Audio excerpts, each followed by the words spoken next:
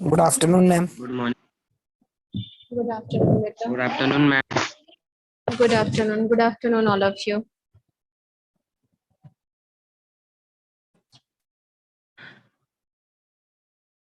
आज हम चैप्टर 7.3 अखबार में नाम इस चैप्टर को पढ़ेंगे, ठीक है, जिसके लेखक हैं यशपाल जी।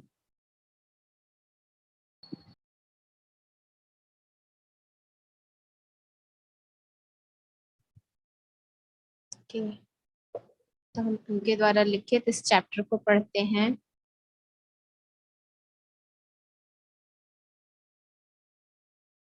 यशपाल जी का सबसे पहले जीवन परिचय जान लेते हैं। तो यशपाल जी का जीवन 3 दिसंबर 1903 को फिरोजपुर छावनी, जो कि पंजाब में है, वहां पर उनका जन्म हुआ था। ये स्वतंत्र भारत के लिए स्वतंत्रता संग्राम में इन्होंने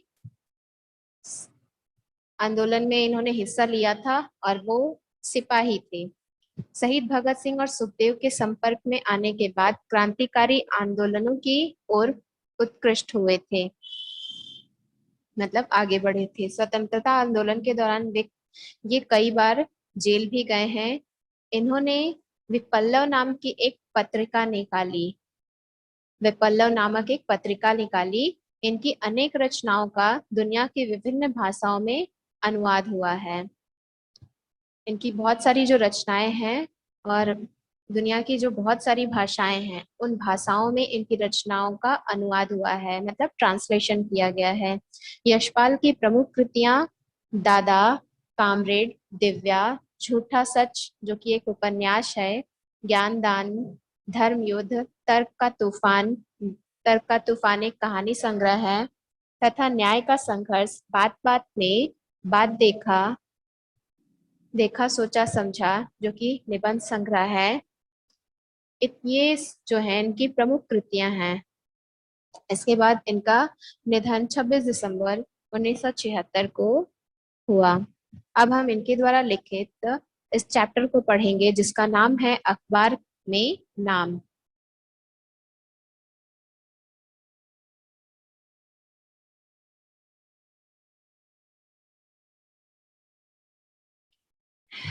यहाँ पर अखबार में नाम में लेखक लिख रहे हैं,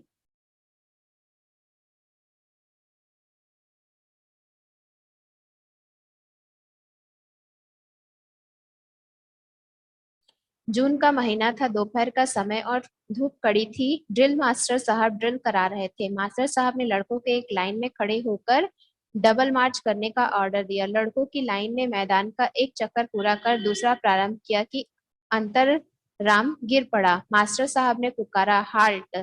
लड़के लाइन से बिखर गए। मास्टर साहब और 2 लड़के ने मिलकर अनंत को उठाया और बरामदे में ले गए। मास्टर साहब ने एक लड़के को देखकर पानी लाने का हुक्म दिया। 2-3 लड़की स्कूल की कॉपियां लेकर अनंत को हवा करने लगे। अनंत के मुंह पर पानी के छींटे मारे गए। उसे होश आते आते हेडमास्टर साहब भी आ गया। अनंत राम के सिर पर हाथ फेरकर पुचकार कर उन्होंने उसे तसल्ली दी। स्कूल का चपरासी एक तांगा ले आया। 2 लड़कियों के साथ ड्रिल मास्टर अंतरराम को उसके घर पहुंचाने गए। स्कूल भर में अंतरराम के बेहोश हो जाने की खबर फैल गई। स्कूल में सब उसने जान गए।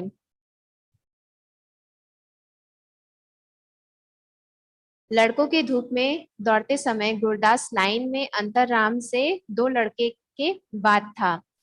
इस घटना और कांड के हो जाने के बाद वह सोचता रहा, अगर अंतरराम की जगह वही बेहोश होकर गिर पड़ता, वैसे ही उसे चोट आ जाती तो कितना अच्छा होता।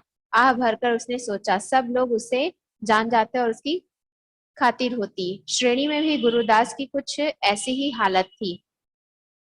गणित के मास्टर साहब सवाल लिखकर बेंचों के बीच में घूमते हुए नजर डालते रहते कि कोई लड़का नकल या कोई दूसरी हरकत तो नहीं कर रहा है। लड़कों के मन में यह होड़ चलती रहती कि उससे सबसे पहले सवाल पूरा करके कौन खड़ा हो सकता है। तो इस चैप्टर में जो लेखक हैं वो क्या लिख रहे हैं कि जून का महीना था और दोपहर का समय था। ड्रिल मास्टर का मतलब होता है जो परेड सिखाते हैं, ठीक है। एनसीसी में एनसीसी जब हम करते हैं या फिर एनएसएस करते हैं तो उस एनसीसी में ज्यादातर ड्रिल होता है, ठीक है। तो उस ड्रिल को सिखाने वाला ड्रिल मास्टर कहते हैं, ठीक। जैसे कि आपको मैं इस चैप्टर को समझा रही हूँ, तो मैं आपकी टीचर हूँ, हिंदी टीचर।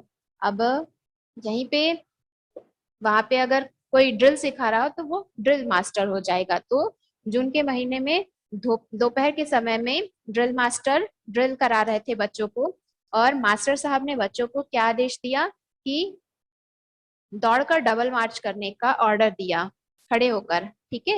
मतलब मार्च करते रहना था। मार्च करते रहना मतलब लेफ्ट राइट करते हुए आगे की तरफ बढ़ते हैं ना, उसे मार्च कहा जाता है। तो वैसे आगे बढ़ना था। लड़कों ने जो मैदान का पूरा एक चक्कर काट लिया, लेकिन जैसे ही दूसरा चक्कर आरंभ किया, राम नामक सॉरी अनंत नाम नामक एक लड़का जो था वो क्या हुआ, गिर गया।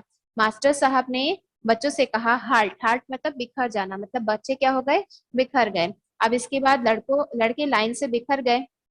मास्टर साहब और दो लड़के जो हैं मिलकर अनंत को उठाकर स्कूल के बरामदे में लेकर गए।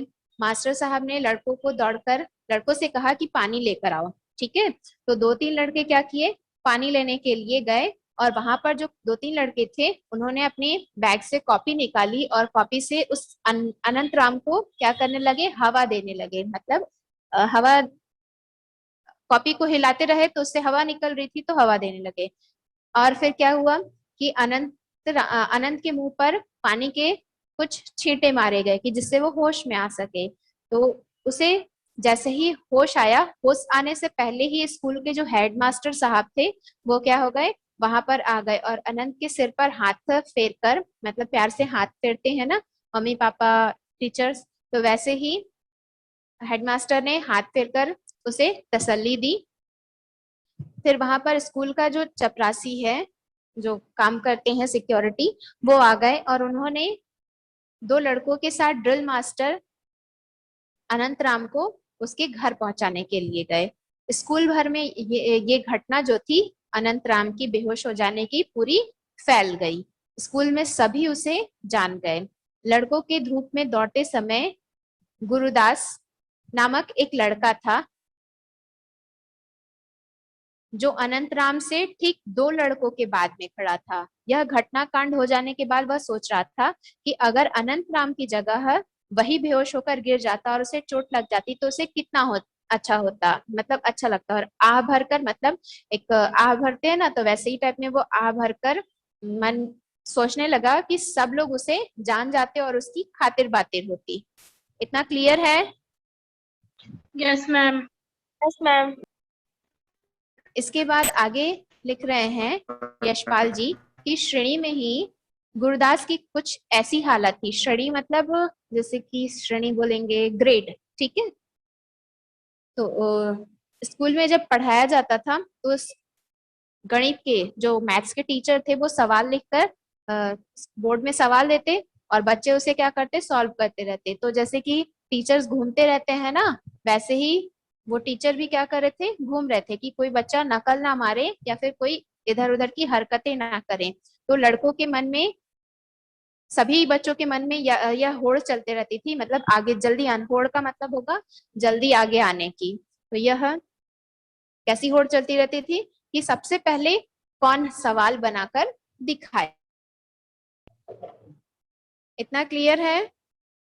Yes ma'am. Yes ma'am. इसके बाद हम लोग आगे का देखते हैं।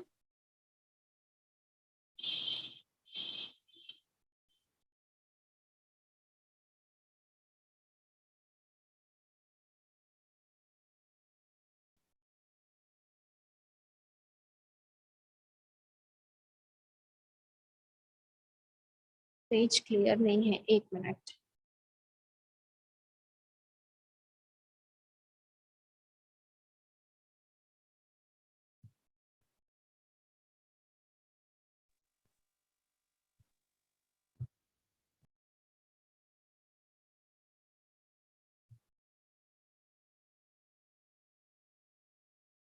आगे यशपाल जी लिखते हैं, गुरुदास बड़े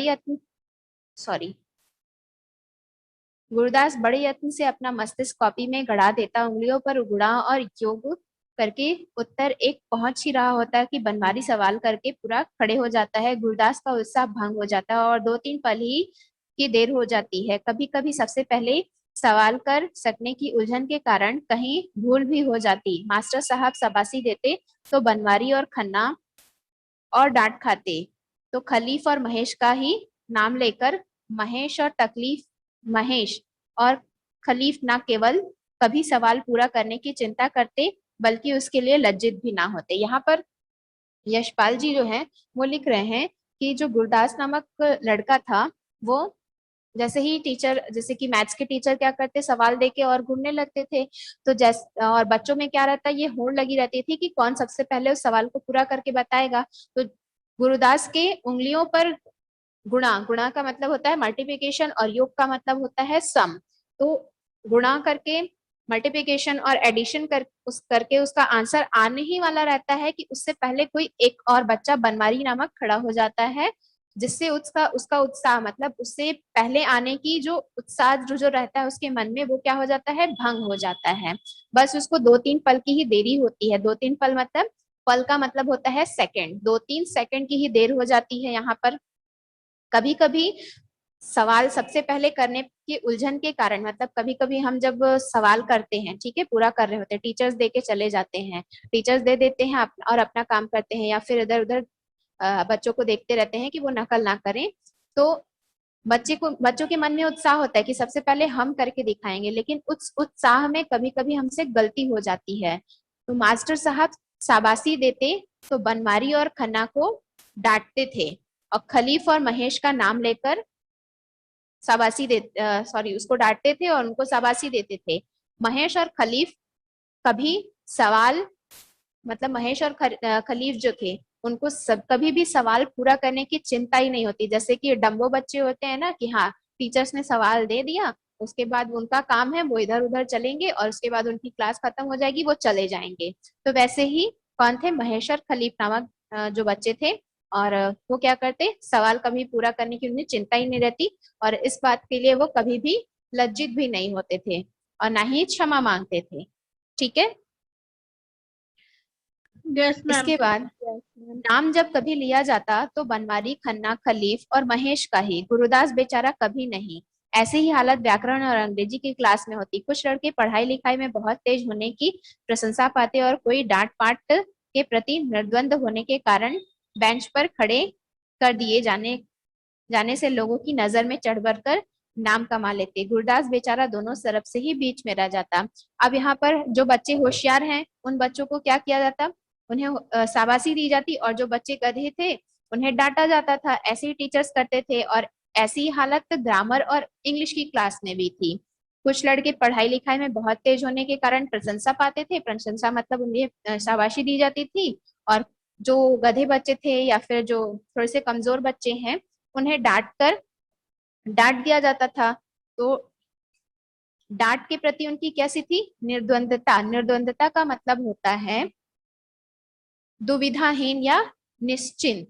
ठीक है।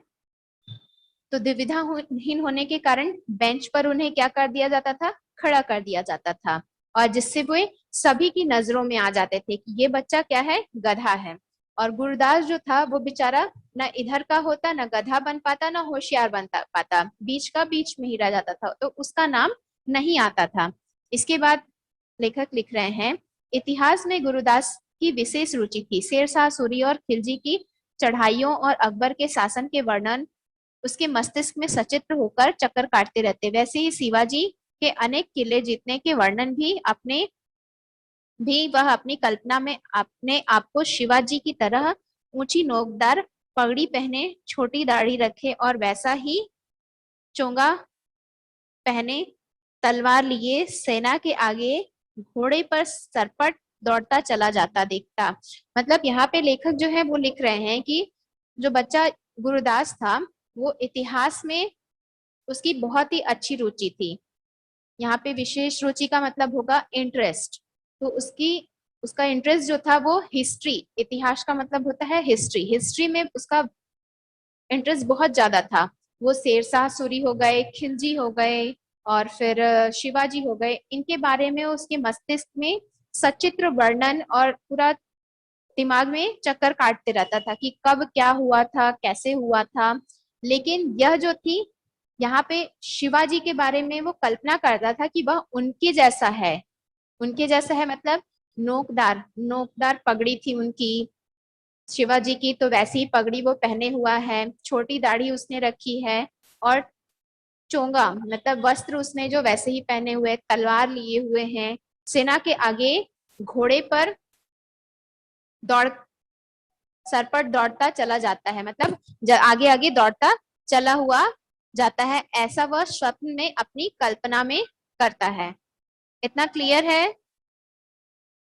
Yes, ma'am. कोई डाउट है किसी को? No, No, ma'am. ma'am. इसके बाद देखिए यशपाल जी जो हैं वो लिख रहे हैं, इतिहास का योग मनस्थ कर लेना या इतिहास में स्वयं समा जाने पर भी गुरुदास को इन महत्वपूर्ण घटनाओं की तारीख और सन याद न रहते थे, क्योंकि गुरुदास के काल्पनिक ऐतिहासिक चित्रों में तारीख और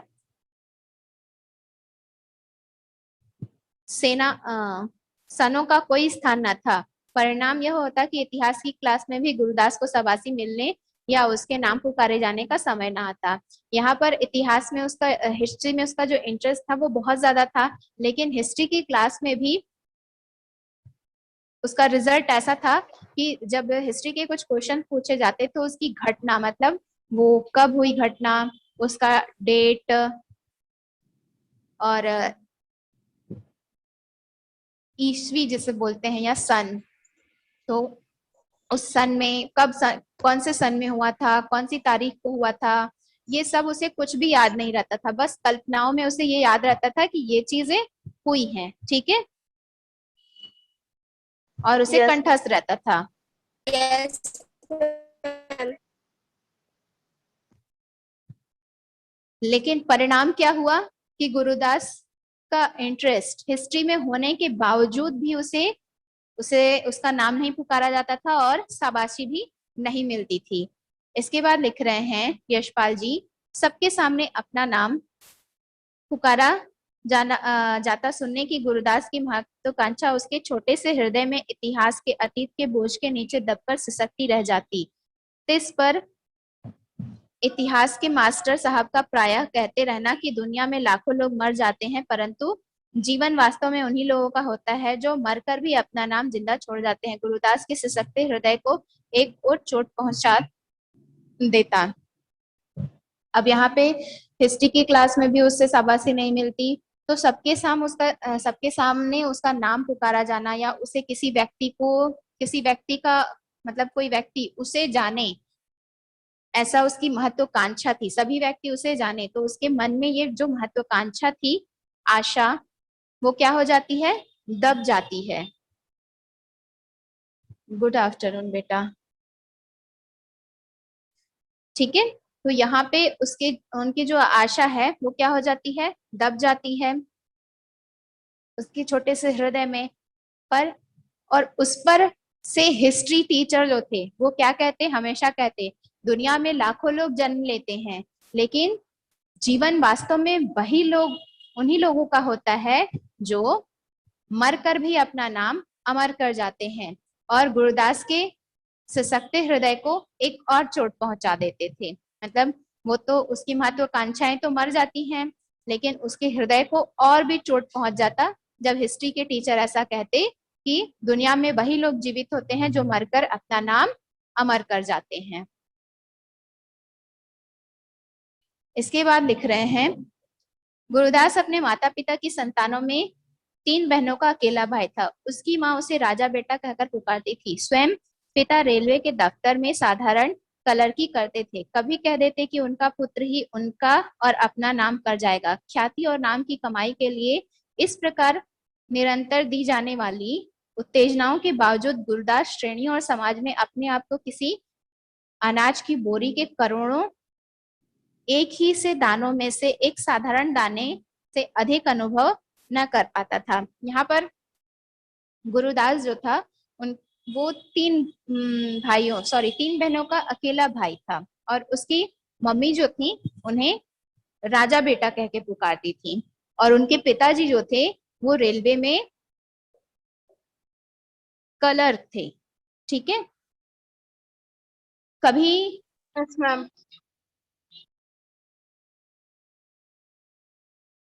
और कभी कभी वो कहते कि वो उनका और अपना मतलब उनका और अपना नाम उनका बेटा ही करेगा।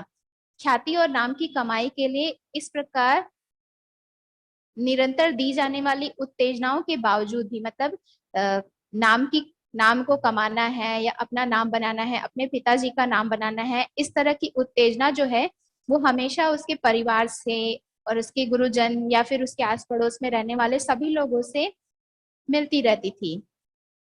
गुरुदास जो था वो श्रेणी और समाज में अपने आप को अनाज में रखी हुई बोरी के एक अनाज के एक दाने के बराबर समझता था, मतलब अनुभव फील करता था कि वह एक साधारण दाने के समान है। ठीक है। Yes, ma'am. ऐसा दाना कि बोरी को उठाते समय गिर जाए तो कोई ध्यान नहीं देता। ऐसे समय उसकी नित्य कुचली जाती महत्वाकांक्षा चीख उठती कि बोरी के छेद से सड़क पर गिर जाने की घटना ही ऐसी क्यों ना हो जाए कि दुनिया जान ले कि वह वास्तव में कितना बड़ा आदमी है, और उसका नाम मोटे अक्षरों में अखबार में छप जाए। गुरदास कल्पना करने लगता कि वह मर गया, परंतु अखबार में मोटे अक्षरों में छपे नाम को देखकर मृत्यु के प्रति विदुब्र से मुस्कुराकर रहा। मृत्यु उसे समाप्त न कर सकी। यहाँ पर गुरुदास जो है वो अपनी तुलना किससे करता है? अनाज की बोरी में एक साधारण से दाने से करता है, और वो कह रहा है, अपने मन में यह विचार कर रहा है कि कुछ पूछना है किसी को? No, No, ma'am. ma'am.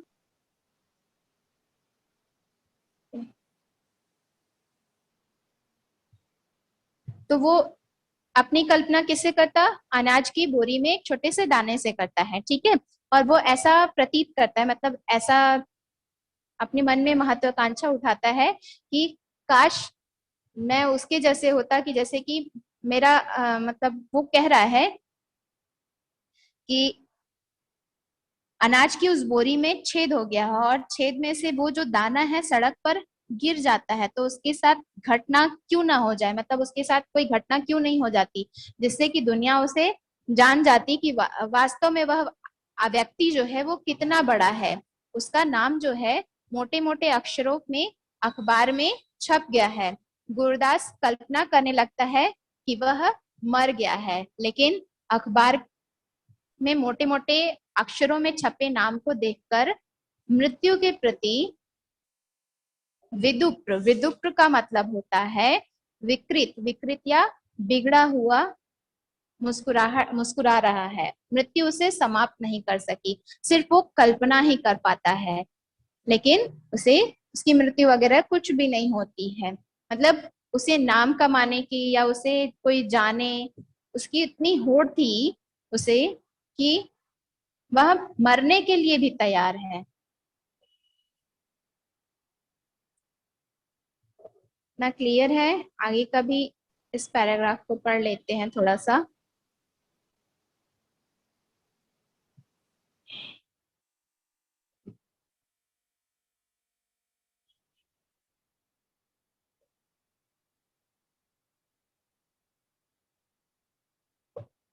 देखिए नेक्स्ट पैराग्राफ यहाँ से। आयु बढ़ने के साथ साथ गुरुदास की नाम कहानी की महत्वाकांक्षा उग्र होती जा रही है। उग्र का मतलब बढ़ती जा रही है, परंतु उस स्वप्न की पूर्ति की आशा उतनी दूर भागती जान पड़ रही थी। बहुत बड़ी बड़ी कल्पनाओं के बावजूद वह अपने पिता पर कृपा दृष्टि रखने वाले एक बड़े साहब की कृपा से दफ्तर में केवल क्लर्क ही बन पाया। यहाँ पर जैसे जैसे उसका उम्र जो है, एज जो है वो बढ़ता जा रहा है, वैसे वैसे उसकी महत्वाकांक्षा जो है, नाम कमाने की महत्वाकांक्षा जो है वो क्या होती जाती है? बढ़ती जाती है। परंतु उस सपने की पूर्ति की आशा जो है वो उतनी ही दूर भागी जाती है। बहुत ही मुश्किल से, बहुत बड़ी बड़ी कल्पनाओं के बावजूद भी, मतलब उसने बहुत सारी कल्पनाएं की थी कि ये होगा वो होगा, उसका नाम हो जाएगा। इतनी सारी कल्पनाओं के बावजूद ही उसके अपने पिता जो थे, उनकी कृपा दृष्टि, मतलब उन पर कृपा दृष्टि रखने वाले एक बहुत बड़े अधिकारी थे। उन अधिकारी की सहायता से उसे एक दफ्तर में क्लर्क की नौकरी मिल जाती है। ठीक है, ऐसा यशपाल जी लिख रहे हैं। फिर आगे लिखते हैं, जिन दिनों गुरुदास अपने मन को समझाकर यह संतोष दे रहा था कि उसके मोहल्ले में 1000 से अधिक लोगों में से किसी का भी तो नाम कभी अखबार में नहीं छपा, तभी उसके मोहल्ले के एक निसंतान लाला ने अपनी आयु भर का संचित गुप्त धन प्रकट करके अपने नाम से एक स्कूल स्थापित करने की घोषणा कर दी। अब बेचारा जो गुरुदास था वो अपने मन को यह संतोष दे रहा था कि चलो, हमारे मोहल्ले में 1000 लोग हैं, 1000 लोगों में से किसी का भी नाम अभी तक अखबार में नहीं आया। जैसे ही उसने मन में यह सोचा, वैसे ही उसके अगले दिन वहां पे उनके मोहल्ले में रहने वाले निसंतान, मतलब जिनकी संतान नहीं थी, वो लाला अपने आयु भर की, मतलब पूरे जीवन की कमाई को गुप्त धन के रूप में प्रकट करके अपने नाम पर एक स्कूल खुलवाने की घोषणा कर देते हैं। फिर इसके बाद लिख रहे हैं, लाला जी का अखबार में केवल नाम ही प्रशंसा सहित नहीं छपा, बल्कि उनका चित्र भी छपा। गुरुदास आ भरकर आया, साथ ही अखबार में नाम छपवाकर नाम कमाने की आशा बुझती हुई चिंगारियों पर राख की तरह और तह पड़ गई। गुरुदास ने मन को समझाया कि इतना धन और यश तो केवल पूर्व जन्म के कर्मों के फल से ही पाया जाता है। इस जन्म में तो ऐसे अवसर और साधन की कोई आशा उस जैसों के लिए तो नहीं हो सकती। यहाँ पर अब आगे जो लेखक जो है वो लिख रहे हैं कि लाला जी जो है वो लाला जी का सिर्फ नाम ही अखबार में नहीं छपा है, उसकी तो सिर्फ इच्छा थी कि उसका नाम अखबार में छप जाए और उसे लोग जाने लगे। लेकिन यहाँ पर लाला जी का नाम जो है सिर्फ अखबार में नाम ही नहीं छपा है, बल्कि उनका चित्र भी, मतलब उनकी फोटो भी छपी है। तो गुरुदास जो है वो आह भर कर रह जाता है और अखबार में नाम छपवाकर अपने नाम कमाने की आशा जो है, वो आशा की जो चिंगारी है, उसके मन में आशा रहती है ना कि कभी तो उसका नाम जो है अखबार में छपेगा। वो जो मन में वो जो चिंगारी जल रही थी वो भी राख की तरह हो जाती है और उस पर भी परत पड़ जाती है। तह पड़ जाना मतलब किसी तरह का परत पड़ जाना। ठीक है, गुरुदास ने अपने मन को इतना समझाया कि धन और यश तो केवल पूर्व जन्म के कर्मों के फल से ही पाया जाता है। इस जन्म में तो ऐसे अवसर और साधन कोई आशा ही करेगा, लेकिन उसे नहीं मिल सकता है, ऐसा यशपाल जी बता रहे हैं। क्लियर है इतना? Yes ma'am. इसके बाद आगे देखते हैं। उस साल वसंत के आरंभ में शहर में प्लेग फुट निकला था। दुर्भाग्य से गुरुदास के गरीब मोहल्ले में गलियों में कच्ची और तंग होने के कारण बीमारी का पहला शिकार उसी मोहल्ले में दुलारे नाम का व्यक्ति हुआ। उसी साल वहां पर वसंत ऋतु का जैसे ही आरंभ हुआ, तो साल के आरंभ में ही वहां पर प्लेग फुट नामक एक बीमारी निकली। और दुर्भाग्य यह था कि उसके उस गरीब मोहल्ले में, जिसकी कच्ची गलियां थी और गलियां जो कच्ची और तंग होने के कारण बीमारी का पहला शिकार वहीं पर उसी मोहल्ले का व्यक्ति निकला, जिसका नाम क्या था? दुलारे नाम के व्यक्ति को हो गया। मोहल्ले की गली में मुहाने पर रहमान साहब का मकान था। रहमान साहब ने आत्मरक्षा और मोहल्ले की रक्षा के विचार से छूत की बीमारी के हस्तपालों को फोन करके एम्बुलेंस गाड़ी मंगवा दी। बहुत लोग इकट्ठा हो गए। दुलारे को स्ट्रेचर पर उठाकर मोटर पर रखा गया और अस्पताल पहुंचा दिया गया। म्युनिसिपैलिटी ने उसके घर की बहुत जोर से सफाई की। मोहल्ले के हर घर में दुलारे की चर्चा होती रही। अब उसके मोहल्ले में दुलारा नामक जो व्यक्ति था उसको क्या हो गया, प्लेग फूड नामक बीमारी हो गई। तो मोहल्ले में जो रहमान साहब नाम के एक व्यक्ति रहते थे, उनका घर जो था बिल्कुल गली के सामने में ही था, मुहाने पर था, मतलब सामने में था, ठीक है, कोने पर था, सामने में।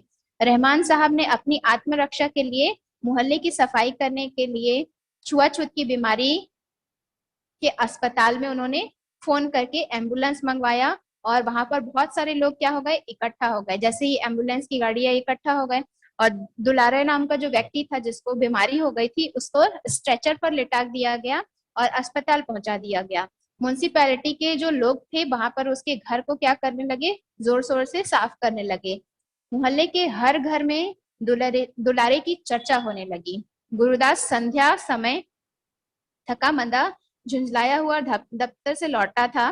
भीड़ में से अखबार वाले ने पुकारा, आज शाम का ताजा खबर, नाहर मोहल्ले के फ्लैग फुट निकला, आज की खबर पढ़िए। यहाँ पर जैसे ही गुरुदास जो है वो अपने ऑफिस से लौटता है थका हुआ, तो वहां पर भीड़ में अखबार वाला जो है वो बोलता है, आज का ताजा खबर, आज शाम का ताजा खबर है, नाहर मोहल्ले में प्लेग फूड नामक जो बीमारी है वो निकली है, आज की खबर पढ़िए। अखबार में अपने मोहल्ले का नाम छपने की बात से गुरुदास सिहरा उठा। उसका मस्तिष्क चमक गया, ओह दुलारे की खबर छपी होगी। अखबार प्रायः नहीं खरीदता था, परंतु अपने मोहल्ले की खबर छपी होने के कारण उसने 4 पैसे खर्च करके अखबार ले लिया। सचमुच दुलारे की खबर पहले पृष्ठ पर थी, लिया था बीमारी की रोकथाम के लिए सावधान, और फिर लिखा था, और फिर दुलारे का नाम और उसकी खबर ही नहीं, स्ट्रेचर पर लौटते हुए घबराहट में मुंह खोले हुए दुलारे की तस्वीर भी थी। यहाँ पर मोहल्ले की खबर छपी हुई थी, इस वजह से गुरुदास ने क्या किया, 4 पैसे खर्चा किए, क्योंकि उसके मोहल्ले में किसी व्यक्ति का नाम छपे होने की बात थी, जिससे उसका मस्तिष्क क्या हो गया, चमक गया, और दुलारे की खबर छपी होने के कारण उसने 4 पैसे खरीद के अखबार को खर्च करके अखबार को खरीद लिया। जैसे ही अखबार देखा तो अखबार के पहले ही पृष्ठ पर दुलारे की खबर छपी हुई थी, लिखा हुआ था, बीमारी की रोकथाम के लिए सावधान, ये उसका हेडिंग था, ठीक है।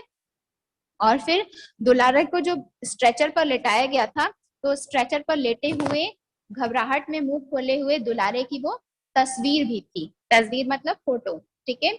गुरुदास ने पढ़ा कि बीमारी का इलाज देर से आरंभ होने के कारण दुलारे की अवस्था चिंताजनक है। पढ़कर दुख हुआ, फिर ख्याल आया कि इस आदमी का नाम अखबार में छप जाने की आशा थी, पर छप ही गई। यहाँ पर गुरुदास जो है वो बीमारी की इलाज मतलब गुरुदास जो है वो पढ़ रहा है, जो कि उसके मोहल्ले के दुलारे नामक व्यक्ति की खबर थी, तो उसको पढ़ रहा था कि बीमारी का इलाज जो है वो देर से आरंभ होने के कारण दुलारे की जो स्थिति है वो कैसी है, चिंताजनक है, जिसे पढ़कर गुरुदास को दुख हुआ। फिर उसके मन में ये ख्याल आया कि क्या इस आदमी का नाम अखबार में छापे जाने की आशा थी, ऐसी आशा थी, ऐसे उसके मन में क्वेश्चन आ रहा है, पर हो गया ना, छप तो गया, क्लियर हो गया। इसमें इतने में कोई डाउट है किसी को? No ma'am.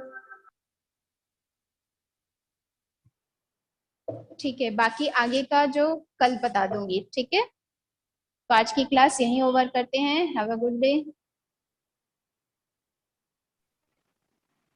मैम।